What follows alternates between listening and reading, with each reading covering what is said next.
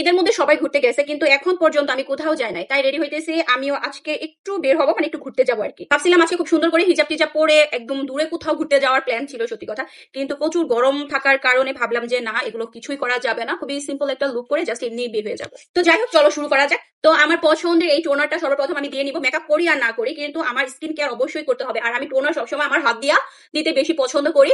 কারণ আমি যদি কোনো ধরনের তুলা বা কটন কটন কিছু নেই, তাহলে কি হয়, আমার প্রোডাক্টটা অনেক বেশি লাগে। এই জন্য আমি সর্বপ্রথম আমার হাত দিয়ে আমার এই টোনারটা অ্যাপ্লাই করি। এরপর ঠিক অল্প একটু একদম লাইট ওয়েট একটা ময়শ্চারাইজার দিব, যেহেতু আমার ড্রাই স্কিন। তো ঠিক কোনো ময়শ্চারাইজার দিব না, কারণ প্রচুর অনেক মানে গরম প্লাস অনেক বেশি রোদ। তো ড্রাই হই আর যাই হই, কিন্তু এত গরম এত রোদে ঠিক কোনো ময়শ্চারাইজার দেওয়া উচিত না। যদি তুমি হালকা পাতলা মেকআপ করো, কিন্তু বিবি ক্রিম সিসি ক্রিম যাই দাও না কেন, এটা কখনোই দিবা না। খুবই লাইট ওয়েটের একটা ময়শ্চারাইজার দিয়ে নিবা। যত যাই হয়ে যাক, এই সানস্ক্রিন মিস করা যাবে না। তো আমি আমার এই সানস্ক্রিনটা এখন বেশি করে দিয়ে নিবো, একদম অনেক বেশি সানস্ক্রিন নিয়ে নিছি। তো স্কিন কেয়ার এত এত কিছু দেওয়ার পরেও স্কিনের যে একটা অবস্থা, এগুলো শুধু একমাত্র মেকআপ করার কারণে। নয়তোবা মাশাআল্লাহ আমার স্কিন কিন্তু অনেক বেশি সুন্দর। আমি কালো হইতে পারি, বাট আমার স্কিনটা খুবই সুন্দর। তো আমি এখন সিটির ফাউন্ডেশন অ্যাপ্লাই করব।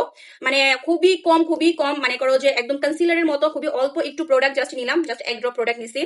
আমার যে এরিয়াতে অনেক বেশি ডার্ক সার্কেল, জাস্ট ওই এরিয়াতে আমি অ্যাপ্লাই করব। তো এই ফাউন্ডেশন আমরা দেই বা মানে যাই কনসিলার দেই বা টিন্ট দেই, কিংবা মনে করো যে কনসিলার দেই, যেটাই দেই না কেন, অবশ্যই এর প্রচুর গরম মাথায় রাখতে হবে। তাই খুবই অল্প পরিমাণে ফাউন্ডেশন দিয়ে জাস্ট তোমার হাত দিয়ে এভাবে আমার মতো দিয়ে দিবা, ঠিক আছে? আমি কোনো ধরনের বিউটি ব্লেন্ডার ইউজ করবো না, জাস্ট আমি আমার হাত দিয়েই সুন্দর করে অ্যাপ্লাই করে নিচ্ছি। দেখো আমি এক ড্রপ ফাউন্ডেশন নিছি, তারপর আমার এখানে কতটুকু ফাউন্ডেশন বেশি হয়ে গেছে। তো আমি আমার হাত দিয়ে আমার এই ফাউন্ডেশনটা সুন্দর করে একদম কি বলে বিবি ক্রিমের মতো সিসি ক্রিমের মতো অ্যাপ্লাই করে দিছি। বাস এটাই আমি চাচ্ছিলাম, এর থেকে বেশি কিছু না। কিং পাউডার নিয়ে নিব পুরো ফেসে খুবই অল্প অল্প করে। তো যতটুকু পাউডার আমার ফেসে মানে দেখা যাচ্ছে, তো ওগুলো আমি হচ্ছে একটা ব্রাশের সাহায্যে সুন্দর করে ঝেড়ে নিচ্ছি। তো এরপর ব্লাশ। তো আজকে একদম সম্পূর্ণ অয়েলি স্কিনের মেকআপ যেহেতু আমি করতেছি, তাই কোনো ধরনের ক্রিম প্রোডাক্ট দিব না। যাই দেই না কেন সব পাউডারই দিব। তো অনেক বেশি করে ব্লাশ দিয়ে দিচ্ছে আর কি। আর এখন হচ্ছে আমি আমার আইব্রোটা জাস্ট একটু ফিলিং করে নিব। খুব বেশি ড্রামাটিক করবো না, হালকা একটু জাস্ট ফিলিং করে নিব, একদম ন্যাচারাল যেন লাগে। এখন জাস্ট একটা নিউড একটা পিঙ্ক কালার নিয়ে আমার পুরো চোখের আইলিডে আমি সুন্দর করে ব্লেন্ড করে নিতেছি। চোখের আইলিড কি, জাস্ট আইলিড বলে নিতে হয়। তো দুই চোখে সেম ভাবে আমি সুন্দর করে আই শ্যাডো দিয়ে ব্লেন্ড করে নিচ্ছি। এরপর হচ্ছে একটা চিকচিকা গ্লিটার নিয়ে জাস্ট চোখের উপরে অল্প করে দিয়ে দিব। আল্লাহ, এটার এত পিগমেন্ট, একটু করে নিছি তাই একদম পুরো চোখ।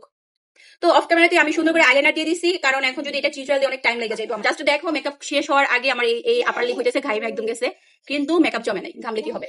এখন হচ্ছে আমার পছন্দের ম্যাকের এই ডান্স উইথ মি শেডের লিপস্টিকটা অল্প একটু এইভাবে আর অল্প একটু এইভাবে দিয়ে পুরো লিপে জাস্ট হাত দিয়ে স্মাচ করে দিব।